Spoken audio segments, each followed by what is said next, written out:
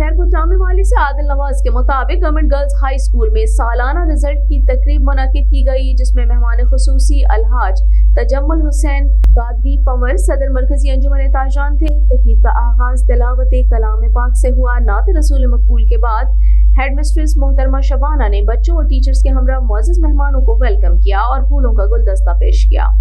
مہمان خصوصی نے پروگرام میں شرکت کرنے والے بچوں کو نقد انعام دیے اور اینول ڈے اور پڑھائی میں نمایاں پوزیشن حاصل کرنے والے بچوں میں بھی انعامات تقسیم کیے۔